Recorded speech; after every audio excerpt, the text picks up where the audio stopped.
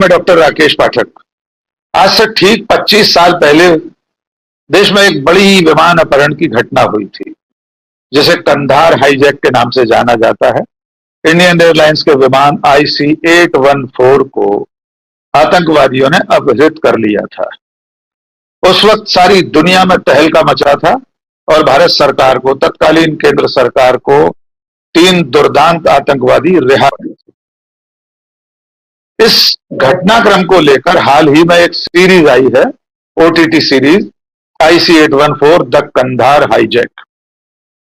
उस घटना को लेकर कई तरह के सवाल उठ रहे हैं कि जो मूल घटना थी उसे फिल्म में, सीरीज में किस तरह दिखाया गया है। लेकिन आज हम कुछ और बात करने जा रहे हैं।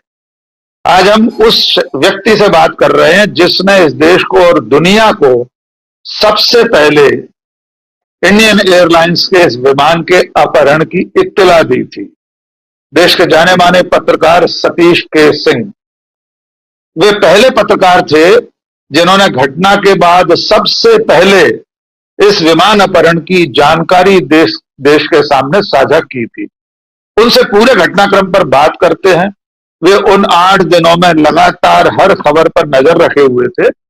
उन्हें यह सूचना कैसे मिली थी? एक खोजी पत्रकार किस तरह उस वक्त की देश की और दुनिया की सबसे बड़ी खबर का खुलासा कर रहे थे, उनसे ही पूछेंगे। स्वागत है सतीश के सिंह जी आपका DV लाइव पर। मेरा पहला और सीधा सवाल यह है कि आपको यह खबर कैसे मिली थी कि इंडियन एयरलाइंस का विमान अपहृत हो गया है, उसे हाईजैक कर दिया गया है? 25 साल हो गए डॉक्टर साहब जी। ये महज इत्तेफाक तो नहीं था, लेकिन ये था कि हम लोग पॉलिटिकल रिपोर्टिंग करते थे तो शरद जी यादव, स्वर्गीय शरद जी यादव, क्या रोज का आना जाना होता था। उनके स्टाफ से भी बहुत अच्छी दोस्ती सी थी। अभी तक मैं निभाने का कोशिश करता हूं, अभी भी मैं संपर्क में हूं। तो उन्हीं में से एक व्यक्ति ने मुझे फोन पर यह जानकारी दी कि ऐसा ऐसा हुआ है, और ये जानकारी जैसे ही मिली तो बड़ी सी बात थी कि भाई ये तो लगता जैसे आदमी भूकंप में चला गया, भूकंप से ग्रसित हो गया इस तरह से। तो मैंने 1-2 मिनट इधर उधर और फोन लगाया, किसी को कोई जानकारी नहीं थी, कहीं और से कुछ और पता चला तो ये लेकिन कंफर्म था। तो मैं दौड़ता उस समय जी न्यूज था, तो जी न्यूज में मैं चीफ ऑफ ब्यूरो था। मैं दौड़ता एक मतलब फर्स्ट फ्लोर और दूसरे बिल्डिंग में, वहां न्यूज रूम हुआ करती थी और हम लोग बैठते थे दूसरे रूम में, तो वहां से दूसरी बिल्डिंग में गया और वहां डेस्क पर लोगों को झकझोरा, देखो भैया ऐसी खबर है, ऐसी खबर है। ये खबर और पहले चल सकती थी, 5-7 मिनट, 5-6 मिनट पहले चल सकती थी। और अभी जो आप टिकर देखते हैं, टिकर नीचे जो स्क्रॉल चलता है, तो मैं समझता हूं उस समय उतना उन्नत नहीं थी चीजें। और क्या नाम है कि जो भी डेस्क पर बंधु बैठे हुए थे वो बड़े ढीले ढाले से थे। नाम लेना उचित नहीं होगा 25 साल बाद। तो उनको बताया, उसके बाद मैंने थोड़ा सा हल्ला हंगामा कर दिया, भैया इतनी बड़ी खबर है, आप लगाओ चलाओ। वो थोड़ी ब्यूरोक्रेसी कुछ भी हो, लेकिन 4-5 मिनट के बाद, 4 या 5 मिनट लग गए थे। जब हमें तो ये, आपको पता है कि हमको ये पता चल गया था, ये वाली बात बताते हैं लोग, मैं इसका दरियाफ्त नहीं कर सकता था कि काठमांडू से जहाज जब बनारस के ऊपर तक आ गई थी तब मुझे पता चल गया था कि ये हाईजैक हो चुकी जी। तो वहां से खबर ये चलनी शुरू हुई। और ये मैंने तो आज तक इसके बारे में कुछ कभी किसी से इस ढंग से बोला नहीं। हाँ, इतना जरूर कहूंगा कि एक ही अवार्ड मुझे जो मिला वो जी न्यूज प्रशासन ने मुझे दिया था और दिया था चूंकि ये टीम वर्क था। हालांकि मिलना तो चाहिए था सिर्फ अकेले मुझे, लेकिन ये चूंकि टीम वर्क था, सब में साझा किया गया था, कैश अवार्ड था। तो चलिए वो हो गया। फिर उसके बाद तो समझ रहे हैं कि इतिहास ही बना। जो 24 घंटे अनवरत न्यूज चैनल चलने का जो सिलसिला है वो मेरे ख्याल से वही 26 तारीख थी 26 दिसंबर। उसी दिन रात में चालू हुआ। उसमें मेरी कोई ऐसी भूमिका नहीं थी। हाँ, खबरें लाना, खबरें ब्रेक करना, खबर कहीं से ले आना। और उस दौरान मैं ये दावे से कह सकता हूँ, आज 25 साल बाद, अभी तक तो कोई इस तरह की बात नहीं हुई, कि उस दौरान मैं समझता हूं कि कम से कम IC-814 के हाईजैक के वक्त और उसके जब सक्सेसफुल नेगोशिएशन हुआ, उस सारी खबरें, उसमें कम से कम 80% खबरें मेरे द्वारा ब्रेक की गई। सबसे बड़ी बात यह है कि वो खबर ब्रेक आपने की थी। दुनिया को और देश को सबसे पहले आपके जरिए मालूम हुई थी, तो इसका आपको जाएगा निश्चित तौर पर। अब थोड़ा सा और उस नहीं, और ये सोल्यूशन जो डॉक्टर साहब एक और, जो अंत के दिन जब वो टीम भारत की गई, नहीं सर मैं रोकूंगा, मैं उस पर आखिरी में आऊंगा। हम बिल्कुल क्रमशः चलेंगे, उसका खुलासा भी हम आपके ही जरिए जानेंगे कि आखिरी में इसका जो निराकरण हुआ वहां तक आपकी क्या भूमिका थी। लेकिन जब विमान अमृतसर आ गया, आप लोगों को जानकारी मिल गई थी अमृतसर में खड़ा है 45 मिनट, तब आपने किस तरह उसको कवर किया, कैसे वहां से सूचनाएं मिल रही थी? नहीं, उसके बाद डॉक्टर साहब जैसे ही अपहरण की खबर ठीक से, जैसे आज के दिन में चलता है, अनुसरण सारे चैनलों ने किया उस समय का, अब वही हो रहा है जी। उसके बाद तो समझिए कि बाढ़ आ गई।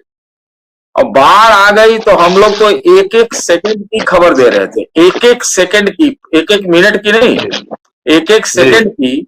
अमृतसर में आए जहाज, जो प्रयास हुए, हम लोग सारे उस समय के जी न्यूज के लोग, पूरे देश दुनिया भर के एक एक आदमी, आप समझिए कि अगले 7-8 दिन तक सोया ही नहीं, ये आपको ये मैं बता दूं। और जो अमृतसर में जहाज पहुंची तो वहां पर प्रयास हुए थे भारतीय एजेंसी द्वारा वहां रोका जाए, लेकिन कुछ कारणवश वो उसमें विफल हो गए। और सारी तस्वीरें जो है चैनल पे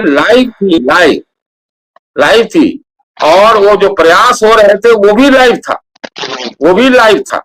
और उसके बाद जो है वो जहाज, मतलब उसमें वो अपहरण करता इसमें कामयाब हो गए। वो जहाज उड़ के पहले मेरे ख्याल से लाहौर गई थी, राइट, लाहौर गई थी। वो सब भी लाइव ही था,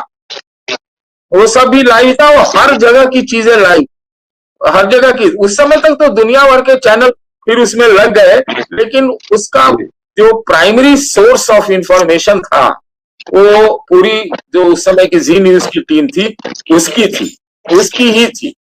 आपको कई अब रोचक चीजें बताऊंगा, अभी आप आगे बढ़ेंगे। जी, जब अमृतसर में विमान था तब आपको क्या लग रहा था? देश भर में हल्ला मच चुका था। आपकी जानकारी में क्या ये सब था कि कमांडो ऑपरेशन की तैयारी चल रही है? क्या प्रशासन उतना अलर्ट था? क्या देरी से वहां कदम उठाए गए? सरकार ने समय रहते अमृतसर में, जब वो हवाई जहाज वहां खड़ा था, तब कोई एक्शन नहीं लिया? पंजाब के मुख्यमंत्री ट्रेस नहीं हो रहे थे, कहीं देहात में थे, फिर उन्होंने मना कर दिया कि हमारी जमीन पर खून खराबा नहीं होगा।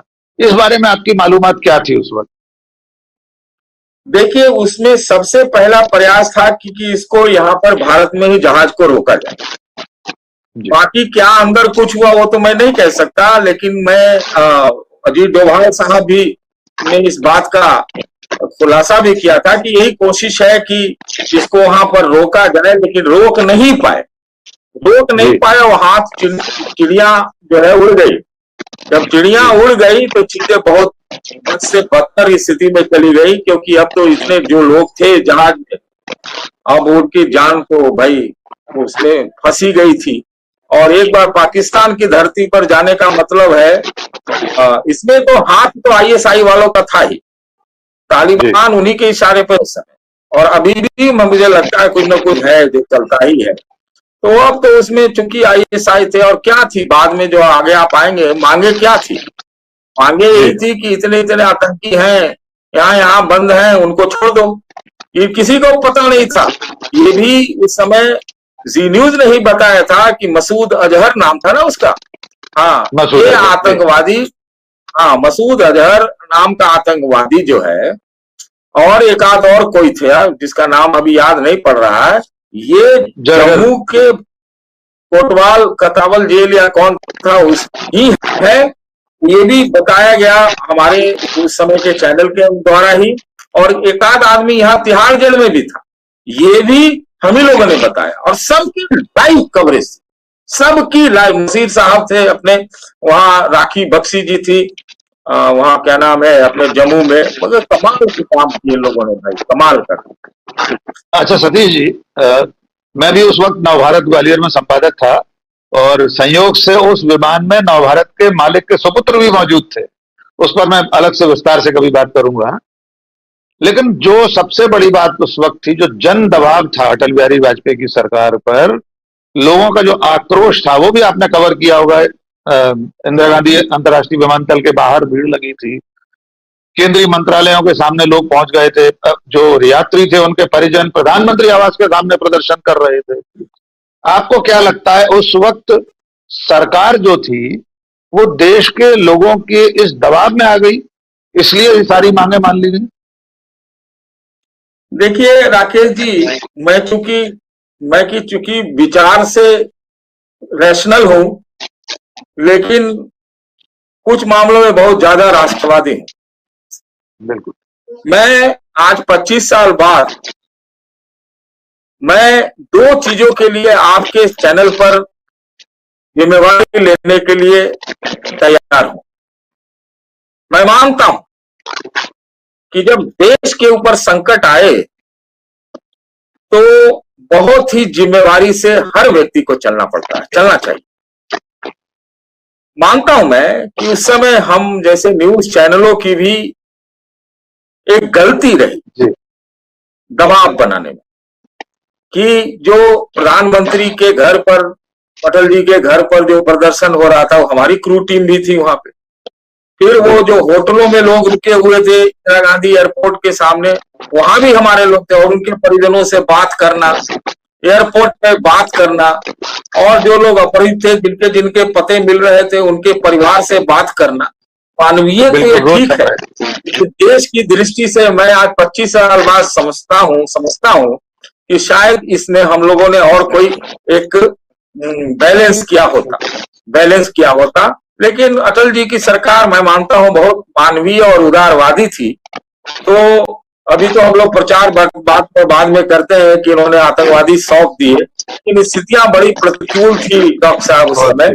और इस बात को समझा जा सकता है।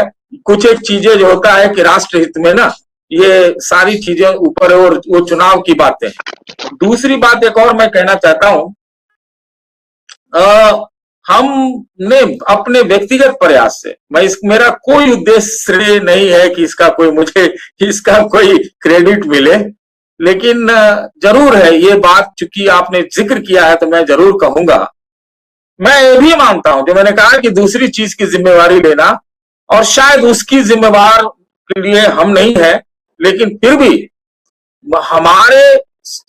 मेरी व्यक्तिगत सोच विचार से, सोच से, मेरी समझ से लोग बताते हैं कि कुछ ऐसा हम लोगों ने किया जिससे भारत और नेपाल के रिश्ते बहुत खराब हो गए। इसको लेकर हम लोगों के ऊपर, चैनलों के ऊपर दबाव भी था। आपको मैं बता देता हूं आज क्या हुआ था। मैं आपको इसकी कहानी जरूर बताना चाहूंगा। हम और मेरी पत्नी एक बार काठमांडू घूमने गए थे, और जो वहां पर एयरपोर्ट पर जो हमने देखा था, उससे पहले की बात है, तो जब ऐसे ही एज ए टूरिस्ट गए थे, तो जिस प्रकार से आवाजाही एयरपोर्ट पे था, है ना, हमारा पैसा कम पड़ गया था। सच बात तो ये है। तो मैं किसी को बोला कि भाई आप पैसे दो, तभी हम जा पाएंगे जहाज में वापस दिल्ली। तो वो लेके आया, और ऐसे लगा जैसे क्या कहते हैं मंदिर में आना हो, ऐसे ही चले आया। वो एयरपोर्ट पे भी आज स्थिति थी। वो टाइम मुझे मिला था उस वक्त, और मैंने वो पूरा देखा कि भाई एयरपोर्ट कैसा है, क्या होता है, कैसे चलता है, कितनी देर। मतलब वो उसकी जो व्यवस्था थी, उसमें इतने दोस्त थे तो हमको उस समय दिखे थे। इसका मैंने उपयोग किया, और अपने दो लड़कों को मैंने जिस प्रकार से उनको समझाया था कि देखो ये हालत है उस एयरपोर्ट की, और उस दो लड़कों को भेजा था जिनका नाम था अनुराग तोमर। इन दो लड़कों को मैंने भेजा कि तुम इस तरह से जाओगे और काठमांडू एयरपोर्ट की जो लचर सुरक्षा व्यवस्था है उसको तुम एक्सपोज करो।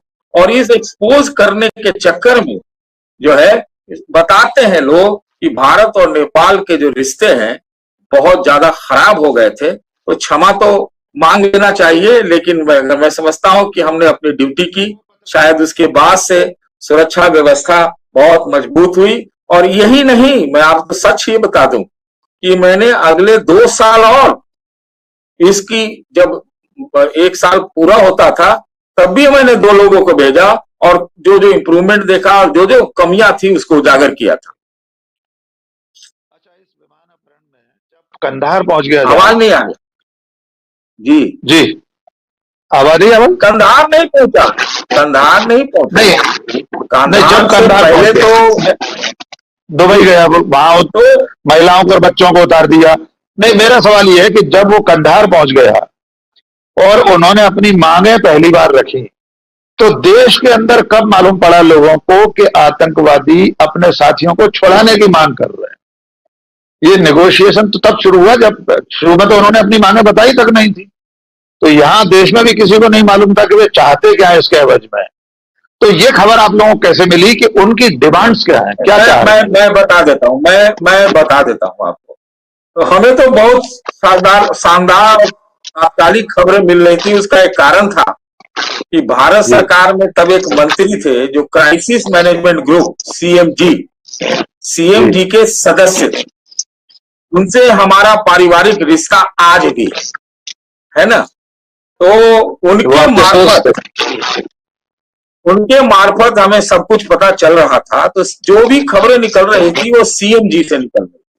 सीएमजी की बैठक जो है ये आपको ये सफदरजंग एयरपोर्ट के बगल में होती थी, जो नागरिक उड्डयन का दफ्तर है। वो वहां से आते थे, तो जाते समय भी कुछ बता देते थे, आते समय भी कुछ बता देते थे। नाम नहीं लूंगा उनका। तो उसमें से ही बात होती कि क्या ये लोग मांग कर रहे हैं, क्या टीम बन रही है, क्या टीम जा रही है, क्या टीम के सामने उन्होंने डिमांड रखा है। आपको सच बताऊं तो ये भी था कि वो लोगों ने पैसे भी मांगे थे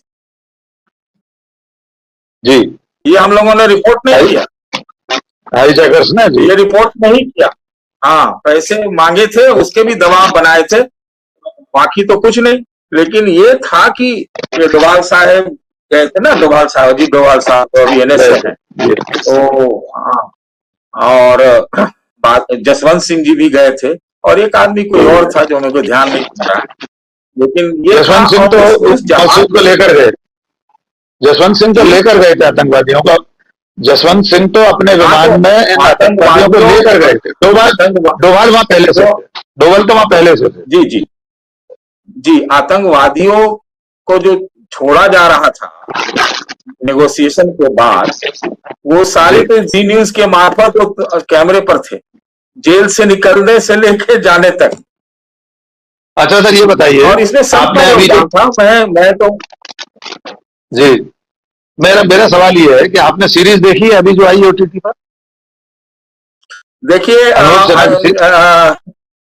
डॉक्टर साहब, मैं अब देखना चाहूंगा क्योंकि हम लोगों ने उन दिनों को जिया है। तो बिल्कुल हम देखना इसलिए चाहेंगे कि उसमें क्या कमी है कि नहीं, क्योंकि हम लोगों को हम हैं, बहुत सारे साथी हैं, विनोद कापड़ी जी हैं वगैरह वगैरह, उस समय राजू संथानम जी थे, जितने वो टीम थी, आलोक वर्मा थे और सारे नसीर भाई थे, सारे लोग थे। वो लोग उस पे ये लोग बताएंगे तो एक नई फिल्म बन जाती। और मैंने विनोद से कहा है कि यार फिल्म तो तुमको बनाना चाहिए था, तुम क्यों नहीं बनाए। अच्छा, सीरीज में जो विवादास्पद बात आ रही है, जो ज्यादातर लोग सवाल कर रहे हैं कि उन आतंकवादियों में से 2 के नाम शंकर और भोला लिए जा रहे थे।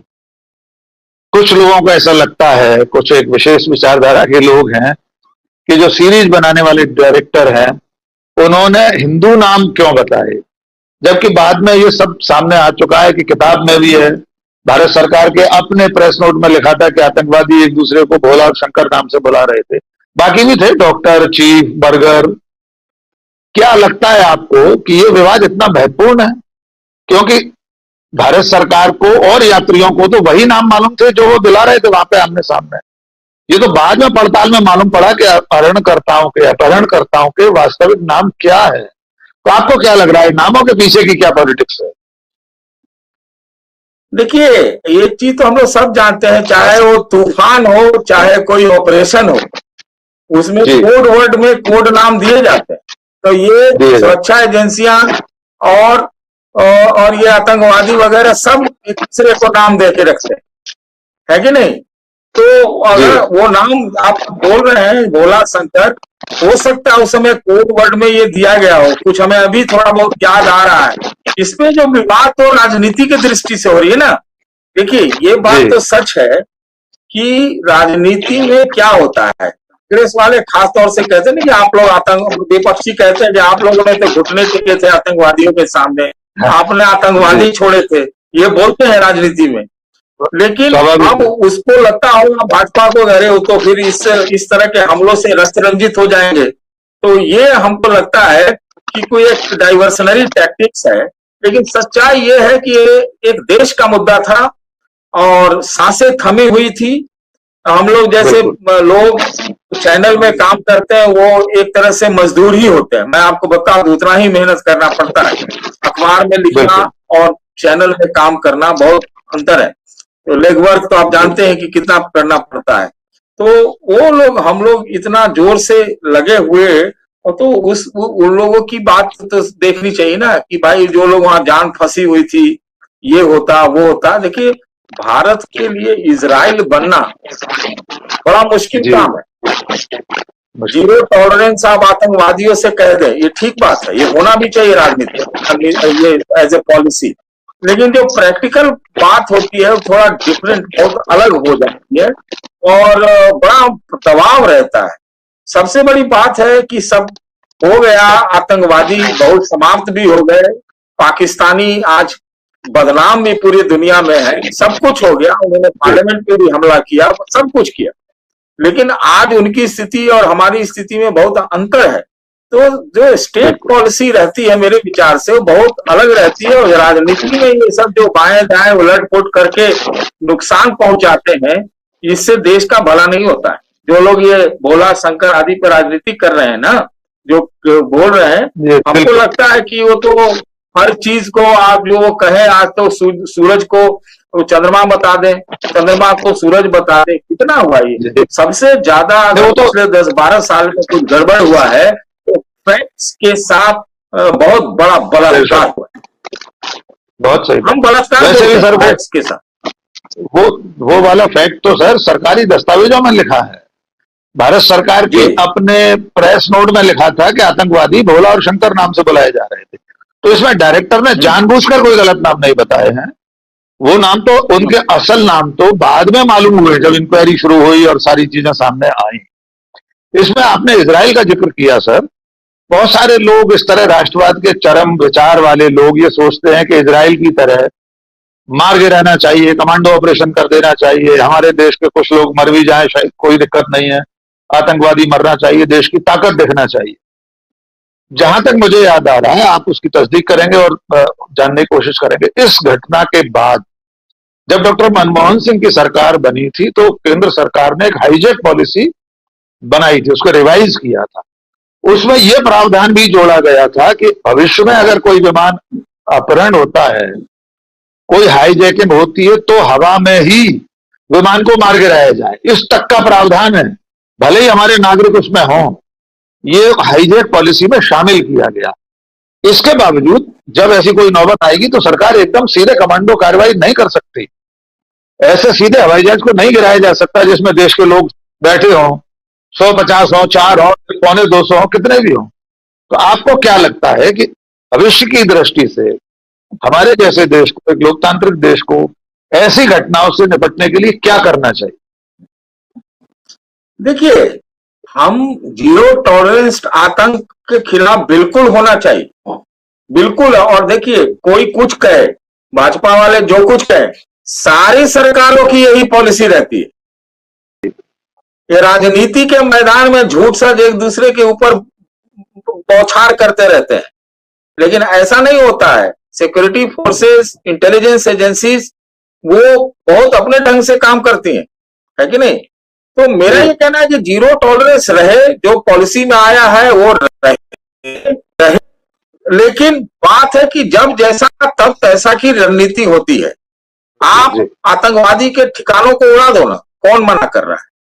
उड़ा दो। जैसे अमेरिका ने अफगानिस्तान में डेजी कटर और रेजर बम और स्टेल्थ बम 52,000 फीट से उड़ा के, मतलब B-52 से मार के गिराया। वो आप काम, वो क्षमता डेवलप करो।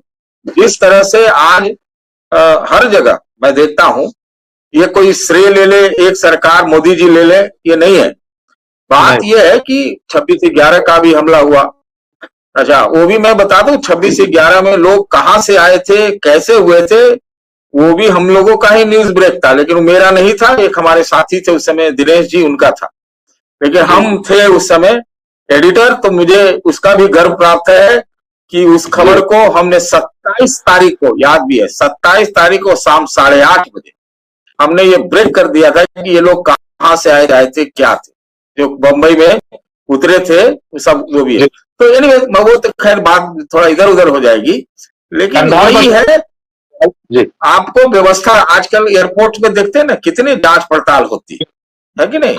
और उसमें क्या हुआ कि ये पॉलिसी पूरी दुनिया में बदली। अमेरिका में जब वो हुआ 9/11, और उसके बाद से बॉडी स्कैनर, फलाना ठिकाना, 17 तरह का वो सब चीज हुआ। हवाई जहाज में मार्शल तो होना चाहिए, बिल्कुल होना चाहिए, तो वो तो है ही, वो तो बिल्कुल करना चाहिए, लेकिन तरीके से एक कोई पॉलिसी सीधा नहीं होती है एक लाइन की, 10, 20, 50 तरह से वो बन के एक लाइन की बनती है, जब जैसा सर। अब मैं सर वहां ले जाना चाहता हूं जहां आप शुरू में खुलासा करना चाहते थे। उस मुकाम पर अब हम पहुंच गए हैं कि कंधार में खड़े खड़े 7 दिन हो गए हैं, नेगोशिएशन हो चुके हैं, शर्तें मान ली गई हैं। वो खुलासा आपने कैसे किया? कैसे आपको मालूम पड़ा कि किन किन आतंकवादियों को छोड़ने के लिए सरकार तैयार हो गई है और कौन जाने वाला है उन्हें छोड़ने के लिए? शायद आप उसी की चर्चा करना चाह रहे हो। देखिए, वो जो सारी कुछ जो नेगोशिएटर थे, वो नेगोशिएटर अपने मंत्रियों को, अपने अधिकारियों को बताते थे। तो बताते थे, तो जाहिर सी बात है कि बहुत चीज तो CMG में भी डिस्कस नहीं हुई होगी, लेकिन कुछ एक चीजें जो डिस्कस हो गई, और वो डिस्कस हो करके कुछ बातें सामने निकल आती थी, तो वो उसका स्रोत मेरे पास बहुत तगड़ा था। तो चूंकि तगड़ा था तो हमें कुछ कुछ चीजें पता चल चुकी थी। तो वो एक आधार था कि ये क्या मांग रहे हैं, फिर ये क्या कह रहे हैं, फिर इसको कहां से क्या होगा। पता चला जब ये बात आई कि ये फलाना फलाना, अब तो नाम भी नहीं याद है, फलाना फलाना आदमी को छोड़ने के लिए कहा गया, मांग की है उन्होंने, तब ये हुआ कि भाई ये लोग हैं कहाँ। तो जो ब्यूरो रहता है, सब कुछ रहता है, सोर्स वगैरह, उससे पता चला कि ये फलाना आदमी यहाँ है, ये फलाना आदमी यहाँ है, ये ऐसे है, इसका इतिहास ये है, ये है, वो है, वो है। ये अलग बात है कि मौलाना मसूद अजहर, उसके बाद तो उसने बहुत कहर बरपाया, इस बात तो सच है। लेकिन अब क्या है कि वो ऐसी स्थितियों में हम क्या बोले, खराब बोले, अच्छा बोले। एक तरफ 300 जान कितने थे बच गई, एक को छोड़ के, रुपेम कत्याल जी को छोड़ के, लेकिन दूसरे तरफ ये था कि उस आतंकवादी तो क्या, कौन सा बनाया था, जेम, जो भी जी, तो उसके बाद ये था। उसके बाद बहुत सारी चीजें, दुनिया ही बदल गई, उसके बाद दुनिया ही बदल गई कराके। सर, उस वक्त प्रधानमंत्री अटल बिहारी वाजपेयी थे, मिलीजुली सरकार थी, गठबंधन की सरकार थी। प्रधानमंत्री की भूमिका को लेकर भी सवाल उठते हैं कि उन्होंने इसमें थोड़ी शिथिलता बरती, केंद्र सरकार को ही लेकर होती है, लेकिन प्रधानमंत्री की भूमिका उस वक्त आप कैसी देख रहे थे? उन 8 दिनों में आपको सोर्सेस क्या बता रहे थे कि प्रधानमंत्री का स्टैंड क्या है? उनके घर पर, उनके दरवाजे पर प्रदर्शन हो रहे थे, बेहद आपत्तिजनक नारे हमारे देश के लोग प्रधानमंत्री का नाम लेकर लगा रहे थे, अटल बिहारी वाजपेयी को लेकर, उनके अविवाहित होने, बिना औलाद वाला होने, ऐसे ऐसे नारे लगे थे। मुझे आज भी याद है, अखबारों में हम लोगों ने हेडलाइंस भी बनाई थी। तब उनकी भूमिका क्या थी और अटल जी का स्टैंड क्या था उस वक्त? देखिए, अटल जी एक कवि हृदय के आदमी थे, वो आपसे ज्यादा जुड़े हुए, आपके जगह के। जी तो जी मैं वो लेकिन जब ये स्टेट पॉलिसी में आती थी तो कोई वो पुश ओवर तो थे नहीं, नहीं थे, जी बिल्कुल नहीं थे। लेकिन उस समय की परिस्थितियां क्या होगी, भाई एक देश का प्रधानमंत्री है और तीन इतने लोग हैं, उनकी जान फंसी हुई है, एक सिक्योरिटी का ही हो गया, एक वो हो गया। तो और ऊपर से लोग बहुत व्यग्र हो रहे थे होटलों के बाहर, जहां लोग उनके परिजन आए हुए, वहां आके दिल्ली में सब जो है ये आपका रेस कोर्स रोड पर लोक कल्याण मार्ग, वो सब पे जो है नारे लगा रहे हो। और चैनल वाले जो उस समय भी चैनल वाले हम लोग थे ही, तो मैं तो मानता हूं मैंने आपसे पहले ही वो बात कह दी। और अखबार भी उसका थे, अखबारों दबाव बहुत ज्यादा हो, से। बहुत ज्यादा दबाव होता है। तो मैं समझता हूँ एक प्रधानमंत्री का रुख क्या होगा भाई। कोई देखिए, ये गलत सोच है हमारे ख्याल से कि हर प्रधानमंत्री का जो सोच होता है ना, लगभग एक ही होता है। ये आप ठीक है, समझ ठीक लीजिए बात, मोटे तौर पे, है ना। बिल्कुल सही बात। करे वो तरीके हो सकते हैं अलग। तो वो उसमें थे। और ये बात मैं आपको बता दूं कि उस समय सरकार की तरफ से अपील, कोई डिक्टाट नहीं था, कोई जी ड्रैकोनियन ये नहीं था कि इसको बंद करो कवरेज, लेकिन हाँ एक बिल्कुल। अपील, और उसको आप दबाव कह लें कि भाई इसको आप लोग मत दिखाइए, ये था। बिल्कुल। जब अच्छा, ये कहा गया इंटेलिजेंस है। कि मत दिखाइए, जी मत दिखाइए, ये जो लोग जुट रहे थे, नारे लगा रहे थे कि इसको थोड़ा मत दिखाइए कि इससे देश में ये होता है, और इसका फायदा उठाते थे ना वो जो जी बिल्कुल वहां पर जो आतंकवादी जिन्होंने कब्जा, उनके पास सारा कुछ सूचना एकदम मिल रही थी बिल्कुल। यहाँ से। तो जब सूचना उनको देखते थे, अजीत जी भारत में तो ये हल्ला हो रहा है, हंगामा हो रहा है, प्रधानमंत्री के घर को घेर रहे हैं, ये है वो है, उसमें वो अपना नेगोशिएशन में और अपना ज्यादा कर देगा। वेरी तो ये एक परिस्थिति थी। और मुझे लगता है, मैं अपना व्यक्तिगत मेरी राय है कि बाद में जो आतंकवादी विरोधी पॉलिसी सब कुछ बना और लगातार चलता ही रहा है, जो भी हुआ उन परिस्थितियों में जो कुछ भी किया गया वो ठीक ही था। वो ठीक था, बिल्कुल ठीक है। मेरा व्यक्तिगत मानना भी यही है। इसके अलावा और कोई विकल्प नहीं था। विकल्प जो थे वो शुरू में हाथ से निकल चुके थे। जब तक अमृतसर में विमान था तब तक या अपहरण न हो सके, उसके लिए जो इंटेलिजेंस की जो फेलियर थी वो सबके सामने है कि जो गुप्तचर एजेंसियों की सूचनाएं थी या जो तंत्र था वो ऐसी सूचनाएं हासिल करने में विफल रहा था। आखिरी सवाल सर आपसे, ये सीरीज आप देखेंगे तो उसमें जो कमियां हैं उनके बारे में जरूर आप बात करेंगे ऐसा मुझे लगता है। लेकिन अब तक जितना उस पर हल्ला मचा हुआ है, जिस तरह की मीन मेख निकाले जा रहे हैं, जो भी कमी बेशी जो आपकी जानकारी में अभी आई है, उनमें से कोई एक चीज आपको ऐसी लगती है जैसे उसमें आईएसआई का नाम उस तरह से नहीं लिया गया? क्योंकि जब अपहरण हुआ था तब वाकई में भारत सरकार को क्या आखिरी तक नहीं मालूम था कि इसमें आईएसआई के लोग नहीं, ये ऐसा नहीं होगा, मेरा ऐसा मानना है। मालूम था, ये अजीत हैं? जी डोभाल जी भी कहते हैं मालूम था। मालूम था, कैसे नहीं मालूम था। जब मौलाना मसूद अजहर की रिहाई की मांग की जा रही थी, इसी से पता हो जाना चाहिए क्या वो तालिबान के लिए मांग कर रहे थे या पाकिस्तान के लिए मांग कर रहे थे। ये फालतू बातें ये जो जी लोग कहते हैं, उसमें हम देखेंगे तभी बताएंगे। मैंने न देखी है न मैंने विवाद सुना। मुझे ये लगा कि बहुत सारा मैं मैसेजेस देख रहा था, मैं चैनल वानल देखता नहीं हूँ, सच बताऊं आपको। तो जी अब चैनल पे जो विवाद चलते हैं और चलाए जाते हैं, ज्यादा हो या ना हो चलाए जाते हैं, उसमें ज्यादा फालतू का अपना समय व्यतीत करना और दिमाग खराब करना ठीक नहीं है।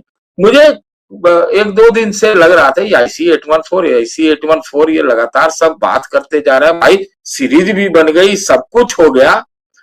तो फिर मुझे कल दोपहर में ये बात दिमाग में आई कि यार ये तो ठीक बात नहीं है, कुछ हम लोगों ने भी किया है तो उसकी भी बात लोगों को जानना चाहिए। जी तो मैंने वो बात कल लिखी, कल मैंने अपने एक हैंडल पे ये बात लिखी और बताया। जी कोई श्रेय लेने का, कोई पब्लिसिटी का हमारा क्या लेना देना, हमको छोड़ दीजिए। लोग जानते हैं जो हमने किया, वो सब कुछ पता है।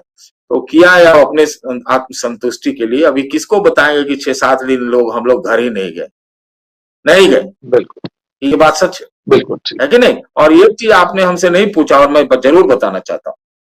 चूंकि आपने नहीं पूछा, आप बोले भी थे पूछेंगे, लेकिन ये जो रिहाई का जो खबर थी ना, रिहाई जी की, वो भी जी मैंने ही ब्रेक की। जी, मैंने ठीक पूछा है, था जी। जी हाँ, रिहाई की खबर ऐसा हुआ जी कि उस समय तो क्या है, जान प्राण तो हम लोग, जितना उन लोग की अटकी हुई थी उतना ही ज्यादा हम लोग की भी थी कि भाई हम लोग को सब चीज बताना है, सबसे पहले बताना है ये, क्योंकि एक ऐतिहासिक मामला था। और उसी समय समझिए 24 घंटे का टीवी इंडिया में स्टार्ट हुआ, हमारे साथियों ने किया, मेरा उसमें ज्यादा कोई योगदान नहीं था। तो अब ये था कि हम लोग नंबर 1 रहे, ये तो रहता ही है प्रतिस्पर्धा। तो जी इसी आधार में सुबह सुबह 8:30-9 बजे के लगभग मैं ministry of external affairs Shastri भवन में फर्स्ट फ्लोर पे पहुंच गया। वहां एक महिला अफसर थी, उनसे थोड़ा अच्छा परिचय था, पता नहीं अब है कि नहीं है। जी उन्होंने मुझे एक हूबहू लाइन बताया। मैं ये क्या चैनल है, मैंने सोचा कि कोई गलती नहीं होनी चाहिए, तो मैंने उसी अंग्रेजी की लाइन को मैंने फोनों के जरिए जी न्यूज पे पढ़ लिया। ठीक है, एक बार ये मैंने अपनी रिपीट ऑब्जेक्टिविटी बरती। हाँ, रिपीट और कीजिए उसको सर। देखा देखी, उसके देखा देखी सीएनएन जो अमेरिका है, जो बड़ा वाला सीएनएन है, इंडिया वाला नहीं, वो वाला, उन लोगों जी ने भी उसी चीज को छापा। और उस समय के हमारे प्रतिस्पर्धा वाले एक चैनल थी एनडीटीवी, उन लोगों ने भी वो हमारी खबर को लिया। और उसी समय वो मेरी लाइन रिपीट कर दीजिए। पहचान, वो लाइन सर रिपीट कर दीजिए, आपने वो क्या सुना और उसके जरिए दुनिया को मालूम हुआ कि रिहाई ऐसे हो रही, वो वाक्य क्या था? मुझे याद नहीं, हमको एकदम जी याद है, something like, if I can say that this has been, the negotiation has ended successfully, and hopefully the people will arrive in Delhi or something like that. So the team is there, they'll go and bring it. Sharad Yadav ji airport पे थे, उन्होंने उसका वो किया था, welcome किया था। रात के समय आया था जहाज वापस, 7 के लगभग, जो भी जितना याद पड़ा उतना उतारा हूं। और जी ये भी एक अच्छी बात थी कि तब हमारे उसी दौरान हमारी दोस्ती आज के बहुत बड़े बड़े बड़े बड़े पत्रकार श्री अर्नब जी गोस्वामी से हुई। धन्यवाद, बहुत धन्यवाद। ये थे सतीश के सिंह जी, जिन्होंने IC-814 इंडियन एयरलाइंस के हवाई जहाज के हाईजैक होने की खबर न केवल देश को बल्कि दुनिया को सबसे पहले दी थी। उसके बाद आतंकवादियों की रिहाई की खबर भी सबसे पहले साझा करने वाले पत्रकार सतीश के सिंह थे। उन्होंने विस्तार से उन 7-8 दिनों के बारे में, नहीं, ये आतंकवादियों की रिहाई वाली बात जो है, वो खबर हमारी टीम ने दी थी, जी, है ना, नेगोशिएशन फाइनल ने दी थी। लेकिन हाँ, नेगोशिएशन फाइनल हो गया, सक्सेसफुल हुआ, ये मैंने दुनिया को दी थी। यस, ये तो सही है। तो बहुत इस रोमांचक बातचीत के बाद हम उम्मीद करेंगे कि सतीश के सिंह जी अनुभव सिन्हा की series IC-815 the Kandahar hijack को देखेंगे। उनके देखने के बाद एक बार फिर उनसे बात करेंगे कि उस सीरीज में क्या क्या कमी बेशी रही, क्या फिल्मांकन में कहानीकार ने, लिखने वाले ने, पटकथा लेखक ने, निर्देशक ने क्या फेरबदल की है। अभिव्यक्ति की स्वतंत्रता है, क्रिएटिव रचनात्मक जितने भी पक्ष होते हैं, रचनात्मक जितने क्षेत्र होते हैं, उनमें एक रचनाकार की स्वतंत्रता होती है। वो किसी तथ्य को अपने हिसाब से थोड़ा बहुत दाएं बाएं कर सकता है, लेकिन अगर उसमें कोई बड़ी गलती होगी, बड़ी चूक होगी, तो सतीश के सिंह जी सीरीज को देखने के बाद हमसे बात करेंगे और एक बार फिर बताएंगे। इस लंबी बातचीत के लिए बहुत बहुत धन्यवाद।